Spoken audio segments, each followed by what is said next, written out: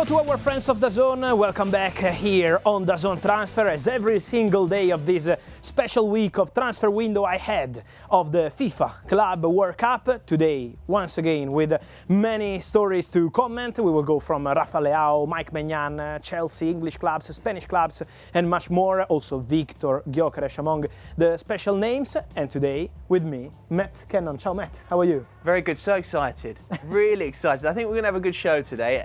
And I think maybe, could we have a Here We Go? Because we had one yesterday. Might we have another one today? Let's see, because I want to start from a striker, you know. It's the last news I got before starting our show, and it's about Victor Osimhen. It's about Victor Osimhen because let's see what happens in the next minutes, hours, we will see. But Hilal have an agreement now done with Napoli. They will pay the amount of the release clause, 75 million euros. So after offering 65, then 70, now they are at 75 million euros, the value of the release clause, and now they are waiting for Victor Osimhen to say yes to their proposal. The player is back to Nigeria with his family, deciding in the next 24 hours. Galatasaray are still trying till the very end to convince Victor Osimhen, but Al Hilal, with a fantastic financial proposal, are trying to tempt the player. So next hours could be crucial for Victor Osimhen. Huge news in the Victor Osimhen soap opera, which we could almost call it, because obviously links to Galatasaray, links to Al Hilal, constantly changing. Yes. Another player I need to ask you. Latest news, of course, Jamie Gittens. What is the situation with him? Has there been a bid from Chelsea? Yes, the bid has arrived, and it was today in the afternoon, so there is an official proposal on the table now from Chelsea. Is 35 million euros, from what I understand, not enough to convince Borussia Dortmund to sell the player, but the conversation is ongoing. The conversation is underway between Chelsea and Borussia Dortmund. The real point is that the player said yes to Chelsea. The player accepted the proposal, 7-year deal, so the contract is ready. The player wants to go to Chelsea. I think it's now going to be a matter of time before they can agree on a transfer fee. We said on our first show earlier this week how Chelsea were prepared to submit a proposal. The bid is there. Now they will work on the add-ons in order to get the deal done for Jamie Gittens being the new winger at Chelsea. Well, there you have it. Two massive pieces of news. What a way to start the show. I also want to ask you about a legend of the game. We talked about Messi a couple of days ago. Now we need to talk about his great rival and colleague Cristiano Ronaldo. What is the latest? Is he staying? Is he going? Look, at the moment we still see Cristiano Ronaldo staying at Al Nassr, but the guarantee we have today is that Cristiano, unfortunately, will not be playing the FIFA Club World Cup, and so we hear directly from Cristiano Ronaldo today in press conference. Neste momento não faz sentido falar de outras coisas que sem ser a seleção, mas digo que houve bastantes contactos, mas há certas coisas que eu vejo que têm sentido, há coisas que não têm sentido. Como diz o outro, não se pode ir a todas, há que pensar curto, médio e longo prazo, e é uma decisão que está praticamente decidida da minha parte, que é não ir ao Mundial de Clubes, mas tive bastantes convites, isso é um facto. Tu sabes que eu tenho muito carinho por Argentina, es que mi mujer es argentina y ha tenido invitaciones para jugar el Mundial de Clubes de Argentina. Nunca se sabe, ¿sabes? Ya tengo 40 años, pero yo digo, nunca puedo decir de esta agua no beberé. Nunca se sabe. We'll never know. Of course, he was referring to whether or not he might end up someday playing with Lionel Messi. Do you think it's ever possible? I think it's every football fan's dream, Fabrizio. Yeah. But at the moment, realistically, I think no, not because they don't have respect for each other at all. Today, Cristiano was spending wonderful words for Leo Messi, words of affection, but in terms of realistic options to see them playing together, I think maybe the opportunity was this summer. This is not going to happen, as he mentioned, so I don't expect this to happen in the near future. We'll have to keep our fingers crossed and see what happens. But for the time being, it looks as if it's not going to happen. I want to ask you a little bit more about Cristiano Ronaldo, because it looks as if he's probably going to stay. But we know that there was interest, wasn't there, from other clubs? There was interest from several clubs. We had links from South America, as he also mentioned, but from what I heard, the real possibility was to stay in Saudi and move to Al Hilal, so having the opportunity to play the FIFA Club World Cup, probably the change of manager. So with Simone Inzaghi, a new project, different players, we said about Osimhen, and more targets they have at Al Hilal, this is what changed the plans. And so nothing is happening between Cristiano Ronaldo and Al Hilal, but that was the concrete possibility. Then he decided not to proceed. And so at the moment, conversations ongoing to extend his contract contract at Al Nassr. Well, there you have it. It's a shame, of course, we won't be seeing him in the Club World Cup, but of course it is what it is. And another team that we won't be seeing in the Club World Cup is, of course, Liverpool, and they are the next team we're going to be talking about. They've been very serious in the transfer market. Yep. We saw the arrival of Frimpong, fantastic signing, obviously with the departure of Trent Alexander-Arnold. I want to ask you about two players. First and foremost, Gyokeres. Where are we with him? Is that looking like a possibility at the moment? Yeah, more than a possibility. I think this will happen. To be honest, we wait for a final meeting that, from what I heard, will take place next week between ManUtd and Liverpool to fix the details of this deal. So the final transfer fee, because the agreement with the player is done, the contract is ready. I can tell you that the player is buzzing to go to Liverpool. He's only waiting for the final call and say, okay, travel, go for the medical and sign your contract. So everything is almost ready. Let's wait for this final meeting, and then Milos Kerkez will become a new Liverpool player, also because the player really wants this move, is pushing for this move, so I don't see Bournemouth creating any big problem or big issue to this move. And of course, the other player I'm going to ask you about is someone we've been talking about over the past couple of days quite a lot. You said it yourself, it's a matter of time.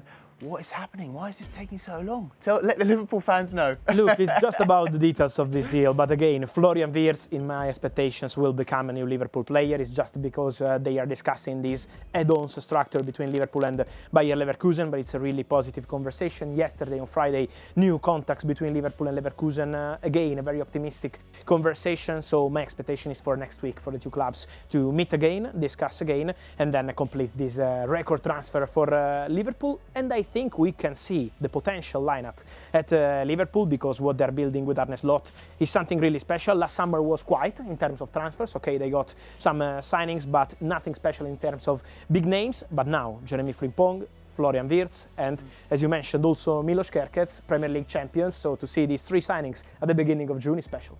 Absolutely, and it's a very exciting lineup indeed. Just in the description, I'm sure you can probably see it on your screens there, fullback overhaul. It is true that we're seeing a little bit of a changing of the guard. Yeah.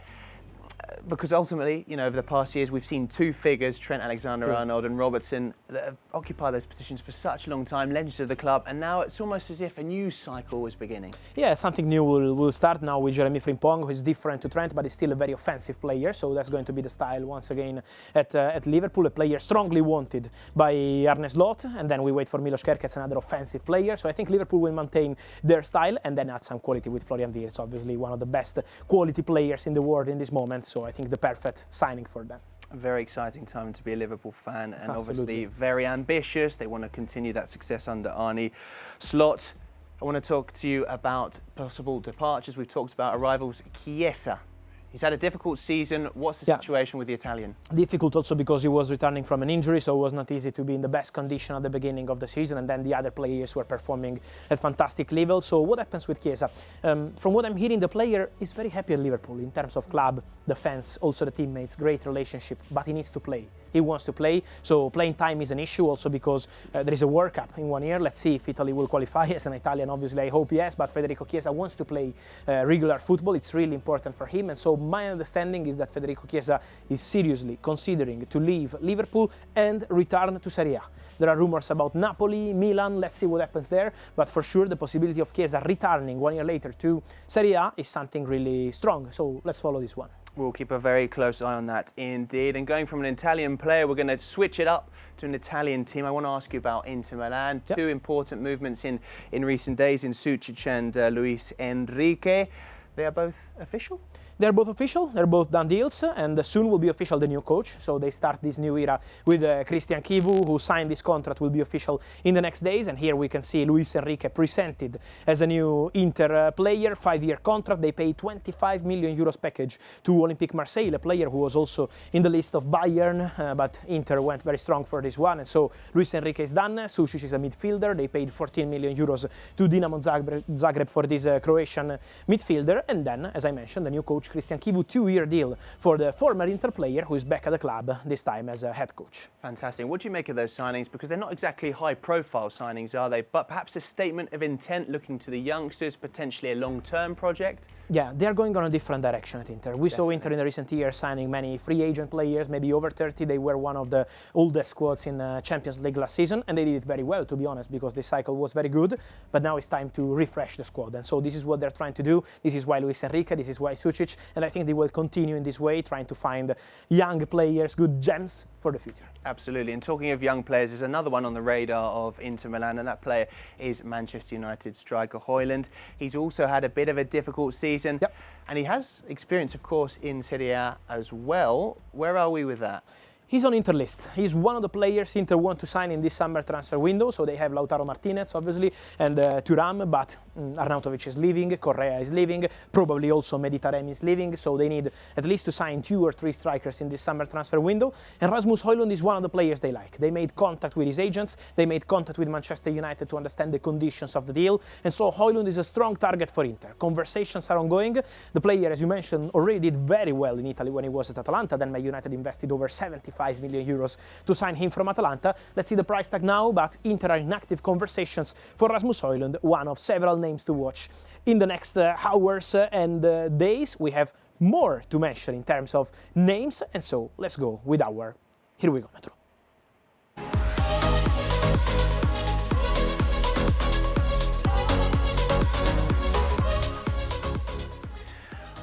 So, the favourite part of the show. We need to talk about a striker, someone again we've talked about a couple of times over the past couple of days, Gyokeres. Now I want to mention 2 clubs to you, and I want you to give me your percentages. The first club is Arsenal. How much of a possibility is that? And Manchester United. Look, I give the same percentage for both clubs, 40% and 40%, but with different reasons. Because with Arsenal, Viktor Gyokeres is a 40%, because if you ask me today for the new striker, I give a 60% to Benjamin Sesko. It's an advanced negotiation. We said about new contacts yesterday, so he's the favorite, but Gyokeres is still in the list. It's still an option they are considering, also because for Sesko there are conversations ongoing, but there is still no agreement club to club, still no agreement with the player, so it's not a done deal. And this is why Gyokeres remains an option for Arsenal, and then for Manchester United, because Man United were very convinced to go for Gyokeres before the Europa League final, then no Champions League football, and it means it's more complicated to reach an agreement with the player, with Sporting, but United are still there. If they will have a chance to get a green light from the player, United still believe Gyokeres could be one of their targets for this summer transfer window. Not easy, this is why a 40%, especially financially, but still one of the players desired by the coach, Ruben Amorim, who obviously knows Viktor Gyokeres very well. I was just, but you beat me to it. You took the words out of my mouth. You're a step ahead of the game. I was going to ask you, could Amorim be the difference? Yeah, I think Possibly. so. I think that Amorim will try. Amorim will try to do his best for this deal, but then it's also about the player. Gyokeres is a fantastic striker, but he's 27, so it's time for him also to make a decision for present and future too. It's a crucial moment of his career, so let's see how it goes, but Amorim would love to have Gyokeres with him once again. You mentioned Arsenal and the movements, Sesko, of course, Gyokeres. I want to ask you about a goalkeeper, about Kepa, former Real Madrid man, former Chelsea man. What is the situation with this? It looks like it's quite likely that he might join Arsenal. He's almost done. He's almost done. Yes, just waiting for the formal steps on this one, so will take some hours or days, but Arsenal will trigger the release clause for Kepa, and so the deal will get done. Today they reached an agreement with the player on the contract. Kepa said yes to Arsenal after a very good season at Bournemouth on loan. Then when he negotiated a new deal at Chelsea last summer, it was a new deal just to prepare a future exit, and so my percentage is a 90%, because this deal is almost done, and they will pay £5 million for Kepa. He will be the backup for David Raya, who's obviously the starting goalkeeper, but Kepa is ready for this role, he's ready to compete, and so an interesting signing for Arsenal, because Neto leaves the club and Kepa is coming soon. 90%, eh? Yeah. Pretty high, pretty high. That's an almost here we go. Almost. That's an almost here we go. I'm going to stick with the goalkeepers. I want to ask you about Mike Maignan. There's talk about a potential move to Chelsea. Now, he has 1 year left on his contract, as far as I understand. Yep. What is the latest with the goalkeeper? Look, at this point, the negotiation is ongoing between Chelsea and AC Milan, but still no agreement while we are talking, and they're running out of time, because my understanding is that Chelsea want to sign Mike Maignan, yes, but they want him for the FIFA Club World Cup. So they're not going to extend this negotiation for the next weeks or months. So my understanding is the next 24, 48 hours could be crucial to make this deal happen, or maybe for Chelsea to change their strategy and continue with their current goalkeepers. They have few goalkeepers, it's 4, if I remember well at the moment, but they believe Maignan is an opportunity. So if AC Milan decide to accept Chelsea conditions as an opportunity, a player out of contract next year, still not extending the contract, Chelsea would be more than happy to make it happen. Otherwise, it could be complicated. So as of tonight, my percentage is 45%. 45%, very interesting. Okay, last player, last percentage. The player is Livramento to Manchester City. Now, City have been very active in this transfer market. Yeah. Is this a possibility? Is this looking less likely now? Look, we gave many good news to City fans these days because we said about here we go for Ryan Aït-Nouri, medical done today and he's signing tomorrow. Tomorrow medical for Tijani Reinders. They are advancing for Ryan Cherki. No good news in this case for the deal for Tino Livramento. A 10% is my percentage for this deal to happen, at least now, because for the FIFA Club World Cup, my understanding is that deal is not happening. Newcastle are still saying no to every approach, every proposal. Also, the player is quite happy if Newcastle is not desperate to leave the club, also because, again, there is Champions League football at Newcastle as well as at ManCity, so the player is not desperate to go, and so at the moment, this negotiation looks complicated. Let's see later in the window, maybe if City will try again for Tino Livramento, but the percentage is 10%.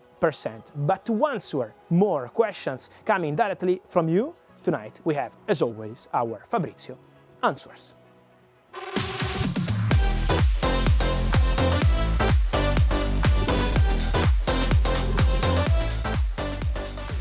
So I've not got one, not two, but three questions for you today. The first one is about Rafa Leão, one of the highest sought-after wingers in Europe. What is the situation with him? Could we potentially see a move to Bayern Munich, especially take into consideration what we've discussed over recent days with regards to Koeman and Sane and their possible departures? Yeah, we said several times these days that Bayern want to sign an important winger, and that remains the mission, and Rafa Leão is a player they really appreciate internally.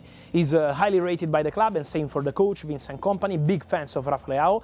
But let me say, despite all the rumors we are having in the last 24 hours, my understanding is that AC Milan have still not received any official bid from Bayern. Just some approaches to understand about the price tag, maybe offering some players in exchange. There are rumors on Kim Min-jae, who did already very well in Italy, winning the Serie A title with Napoli. Some rumors on Coman. We know he's a player who is going to leave the club, Goretzka. But all these players are on a big salary, and that's the issue for Milan. So this is why this is not an easy deal. At the moment, still no official bid, but we can confirm the appreciation from Bayern for Rafa Leão, but again, at the moment, it's not an advanced negotiation. Fantastic. The next question has to do with a defender who's been very impressive here in Spain in La Liga. That defender is, of course, Boyoma, the Osasuna centre-half.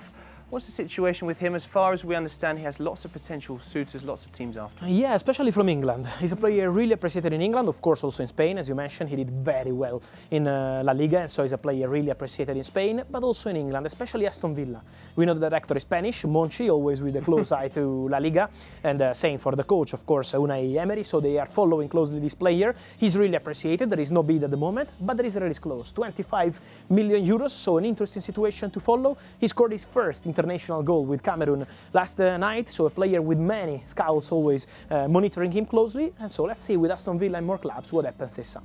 Now, I don't want to press you on the final one, but there are millions of Barcelona fans wondering what is going to happen with the goalkeeping situation. You're seeing the question just there. What is going to happen with the goalkeeping situation with Ter Stegen? Obviously, Szczesny signed a new deal, the arrival of Joan Garcia. What's going to happen? Yeah, it's going to be an important week for Barca. The next one, let's say the next 7-10 days, because Ter Stegen will return from international games with Germany, and they will have a direct conversation. Barcelona and Ter Stegen. Barca will inform him about the situation, also because remember, next week Barcelona will pay the release clause of Juan Garcia. As you said, he's going to be the new goalkeeper. They have Szczesny set to sign a new deal. Iñaki Peña is still at the club. He's going to leave, okay, but it's a lot of goalkeepers in this moment at the club. So they will inform Ter Stegen. They will make him understand that probably there is no space for him in this Barcelona project. Let's see what the player says, because we know the club position, but the player position is also very clear. He wants to stay, very happy at Barcelona, long contract, good salary, so it's not going to be an easy one, I think, but the conversation will take place soon, and so we will follow this story closely. So, to finish up, to wrap up the show, we finish on a bombshell as per usual, and this is a very big bombshell. Yep. It has to do with a big club in the Premier League with Manchester United, and specifically about... It's about Alejandro Garnacho, because my information today, and I can confirm that 100%, is that Alejandro Garnacho will be leaving Manchester United in this summer transfer window. There was some quite tense moment between Garnacho and Ruben Amorim already after the Europa League final. He was not starting the final. We know after the game the player was not so happy. and also Amorim was not so happy with Garnacho, so the feeling was mutual. But from what I understand, now the decision made on player side and club side after a meeting taking place this week is for Alejandro Garnacho to leave the club. There was some call from Bayer Leverkusen. We know the coach is Erik ten Hag, who knows Garnacho very well, so he would love to have Garnacho back at the club.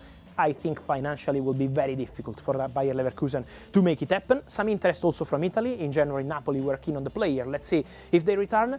But the biggest part of the story, my understanding, is that English clubs have approached Alejandro Garnacho, and there is a strong possibility to see Garnacho staying in Premier League because the player is tempted by a different opportunity in the Premier League.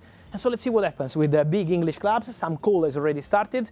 Let's see with the clubs in the next days. I can't say too much, but there is movement around Garnacho. You've got me on the edge of my seat. I want to know. I want to know. Very soon, but there is movement. England could be a likely destination, so staying in Premier League, and it's going to be an interesting story to follow here on DAZN Transfer in the next days. As always, so thanks to all of you for following us here on DAZN Transfer, all the latest. We will stay together also in the next days with all the news till the end of this special window for the Club World Cup. Thank you, Matt. It's been a pleasure. An absolute pleasure as always. Thank you, and see you soon here on DAZN. Ciao.